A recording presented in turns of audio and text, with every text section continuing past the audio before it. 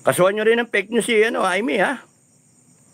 Siya na nga nagsabi, drug addict eh. Ngayon, ang advice ko sa inyo, AFP, o kung umabot kayo at kung hindi si General Browner at itong mga Lieutenant General ang tumayo para sa taong bayan, para sa institusyon, para hindi kayo madisband ng taong bayan, hindi na kayo kinakailangan disband ng taong bayan kasi may nagsalita ng 3-star generals. Kami, mindset namin pag tumayo kami at hindi kayo sumuporta sa taong bayan, tumayo kami, we will disband all of you. Ngayon, hindi na kinakailangan kasi may tumatayo na. Thank you to this valiant na mga generals. You saved the institution. You won't get disbanded by the Filipino people. So it seems, no? Kaya nga, ang ganda-ganda ng balita.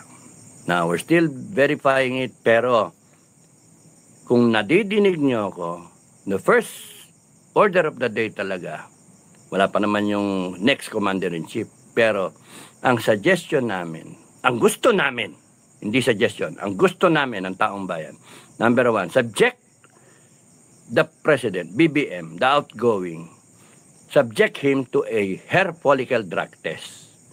Hair follicle drug test. Pati yung asawa.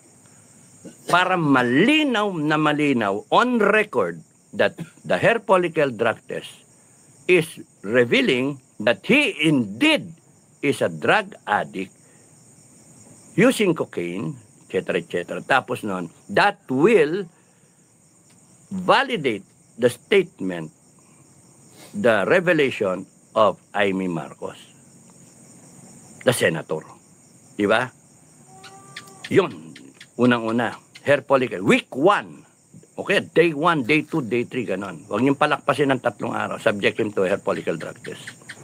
Tapos, sara lahat ng exit points para hindi makatakas itong mga kriminal na to ng bayan. Itong mga magnanakaw. At make sure na si Ko makabalik ng maayos para harapin niya yung kaso niya at para maisiwalat niya at maibigay yung mga ebidensya. Everything peaceful. We love this country. Ayaw natin magpatayan tayo pare-parehas. Ayaw natin na mag-civil war tayo. Ayaw natin umiwalay ang Mindanao. Ready na ang Mindanao. Ay, wag mo na kayo hiwalay, ha?